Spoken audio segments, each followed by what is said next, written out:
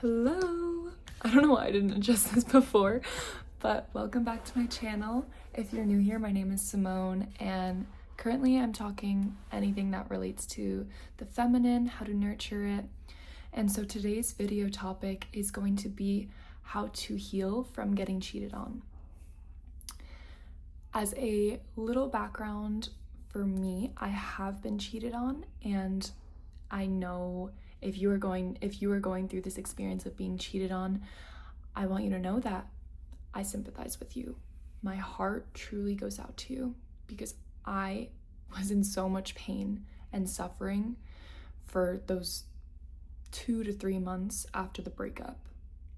So I know how it feels, and I hope that by sharing my story, it can give you some inspiration and make you see the bright side and give you some hope. So I'm also going to give some tips about what I did to get over the breakup, and I'm hoping that can help you as well. So yes, before I start, I do want to say I know there's a stigma around cheating, and a bunch of women, specifically dating coaches, say that you shouldn't share this online, you shouldn't tell a man this, but I don't care. This is my channel and I can talk about whatever I want to, and if it does so happen that a man I'm seeing in the future stumbles upon this video and is like, oh, she got cheated on, I want him to think of it as she got cheated on and she's so much stronger because of it. That is the type of man that I will attract into my life. So yeah, and I know that by making this video, it's going to help at least one girl. That's my goal. All right, let's get into my story. So I had a boyfriend a little time ago, and we got together in about December was when we started dating, and the first 2 to 3 months that I was dating him, it just didn't feel right to me. You know, when there's just that feeling that you have, it's your intuition, when something doesn't feel right, it doesn't feel aligned, there's something off, and you just can't put it into words because it's not logical, but it is a feeling. And I had that feeling the first 3 months in the relationship, and not in the relationship, but in the dating scene. And I just didn't know if I could commit to him in a relationship because of that feeling that something was unaligned. He was great and everything, treated me well, but something just was speaking to me. And you know what I did? I ignored that. I ignored my intuition and I got into a relationship with him. And this feeling did not go away when we started to become like boyfriend and girlfriend. It didn't go away. And in fact, it kind of got worse and made me feel very guilty for being in a relationship that I didn't know that I wanted to be in 1000%. Like, my heart wasn't like, yes. It was like, yeah. And that was a learning experience for me, not to do that again.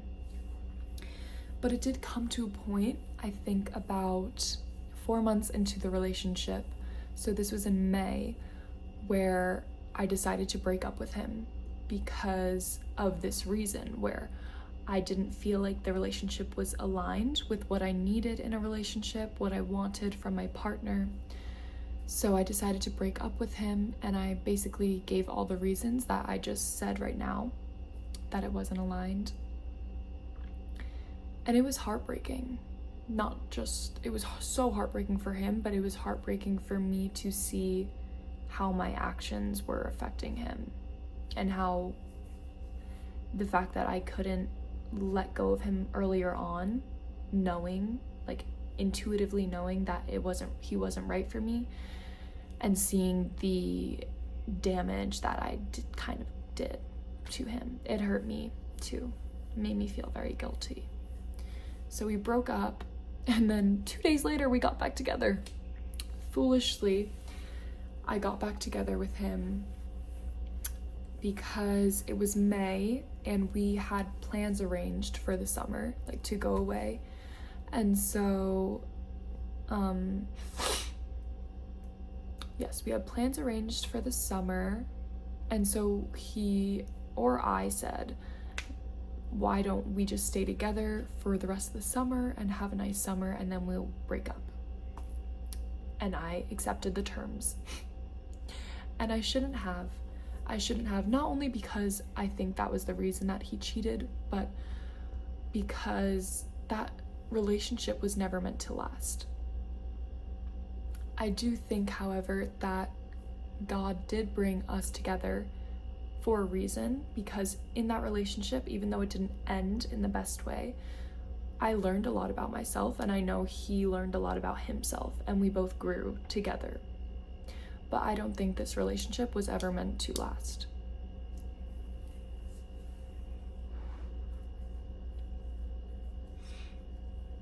All right, so yes.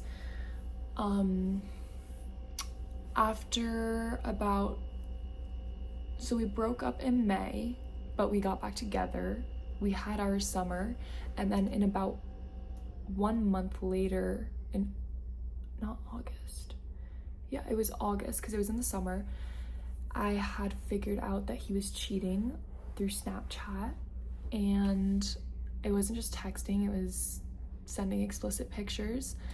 And I figured this out because we were watching a movie on the couch together, and I thought it was, and he ended up in my room and I stayed on the couch and I fell asleep there. And I thought that was really odd when I woke up that he didn't wake me up, and something was just screaming at me to look through his phone because something did not feel right with me. So I did, and he knew that I had his password. I would go on his phone if he told, like, in front of him. I never felt the need to do it without his permission, and I never saw anything ever. But when I opened up his phone, the first thing that came up was his Snapchat, which he told me was not working. And it opened up to his Snapchat, and it was a bunch of girls. And my heart just dropped. It dropped because I was so in the dark about what was happening, because people don't just do that. You don't do that if you're happy, if you're feeling fulfilled. You do that when you're suffering and when life is beating you down. And it was the fact that I didn't know that he was suffering, that he didn't feel safe or comfortable enough to come to me about whatever he was going through. And that was what broke me, honestly. So that is my story. And now I want to tell you how I got over it, how I healed from it, and how you can do the same. Okay. So the first thing I did was I sat with my emotions. Actually, no. The first thing I did was I went to my friends. And this was because I was in so much disbelief that this could have happened. My friends were equally in as much disbelief as I was when I went to them. And I just got so much comfort and love and acceptance from them and reassurance that everything was going to be okay. And I felt so protected by that. I really do. If my friends are watching right now that were there for it when it happened, I love you both so much. And not only did they help me in that particular moment, because that was right after I found out about the cheating, like an hour later, I went over to their house. But throughout my whole healing process, like the weeks following the breakup, they were there for me. Even if it was just to be in my company, they were there. And I don't think I would be able to move past this without them. Okay, so that was the first thing I did, is getting support from my friends. And I also got support from my family members. I talked to my sisters about this and they comforted me. I talked to my therapist about this, and that was really great because he was able to to listen to my emotions, but also to get me out of any sort of this was my fault type of thinking. So that was great. All right. The next thing I did was sitting with my feelings. After I figured out about the cheating, I definitely felt so many different emotions. It was such a confusing time, but the main emotion I felt was sadness. Sadness/depression. I could not eat for a straight week. I had snacks and stuff, but it was not like 3 meals a day. It was probably 1 bag of chips a day. I just had no energy to cook for myself. I had no energy to work out.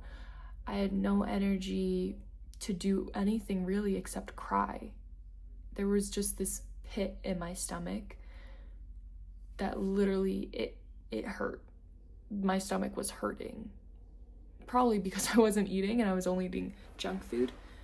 But aside from that, I don't know, it just felt like something emotional almost. But yes, I sat with that sadness and I purged it all out. I let myself cry. And I don't think a lot of people do this with their emotions, especially men. And when you don't sit with your emotions and you don't purge them out, they just stagnate and they stay in you, and they will pop up at some random time when you're least expecting it. When you're eating a sandwich at work, it will come up, because emotions are energy in motion. And if you're not doing anything with that energy, it's just going to sit there if you're not expressing it. So if you're feeling rage by this, scream into a pillow, scream out loud, go hit a punching bag. Whatever it is that feels right to you, that feels right with your body to get this out, to get all this energy out of you, do it.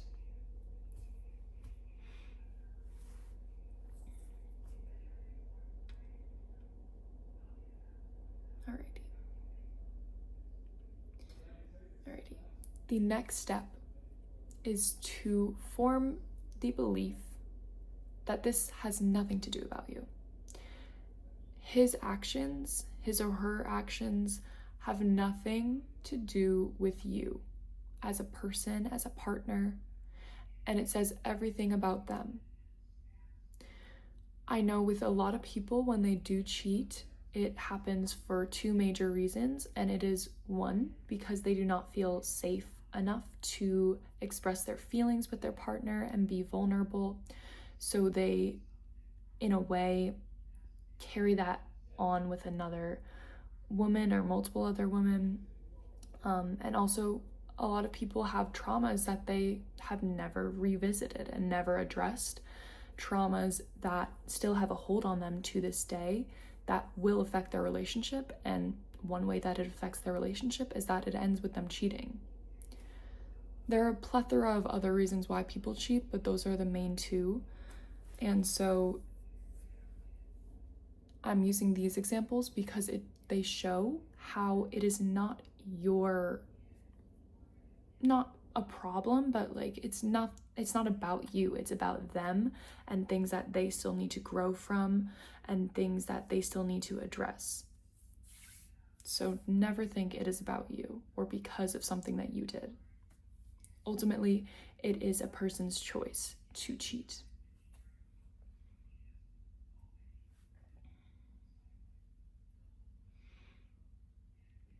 Next up is severing the relationship.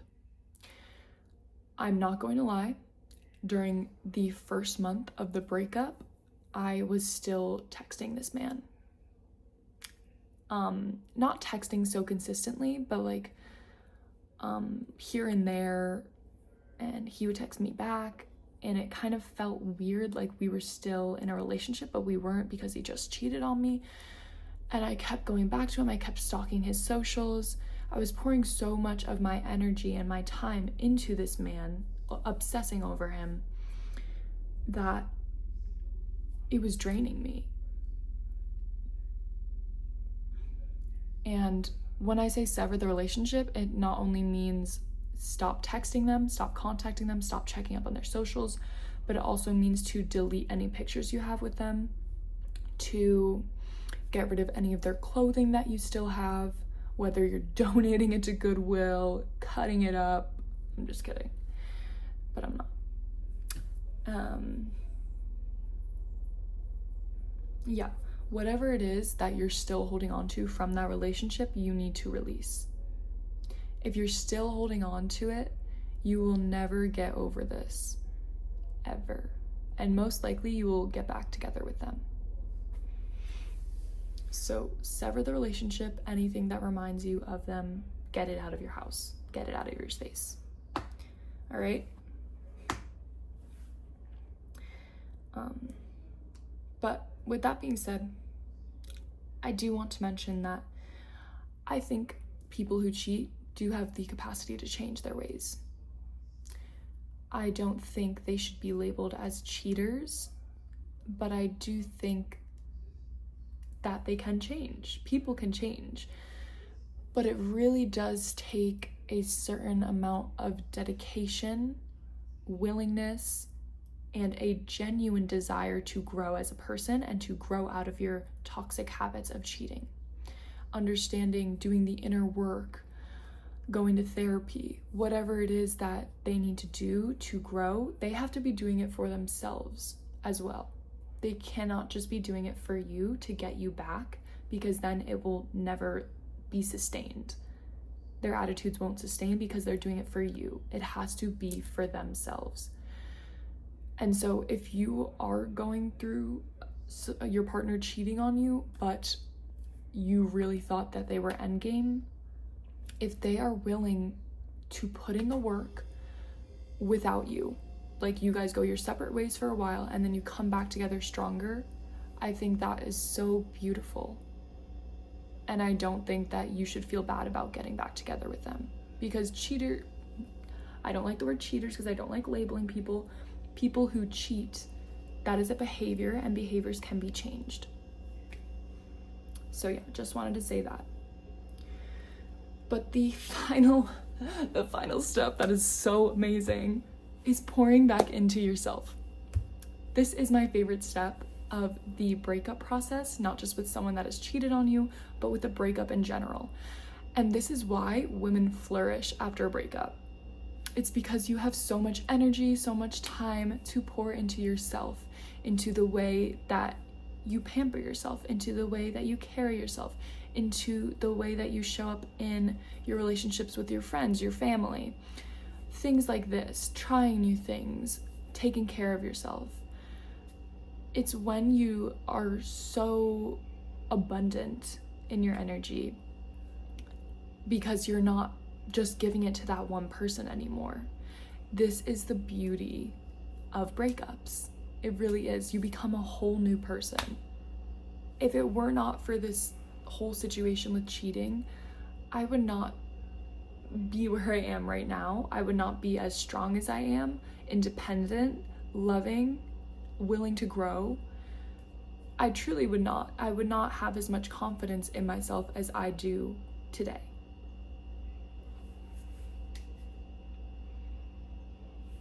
So that wraps up my video. I just want to let anyone know, girl or boy, if you are going through someone cheating on you, I want you to know it will be okay. Trust me, it's hard right now. I know, I've been there. I'm literally transporting back to the time that I found out about it and the time where I felt like this would never end, this pain would never end. But trust me when I say it gets better. I mean, just look at me for Exhibit A. All right? So take care of yourselves. Be patient because it takes time. And get rid of anything that reminds you of him. That's my best tip to you all. All right. Take care.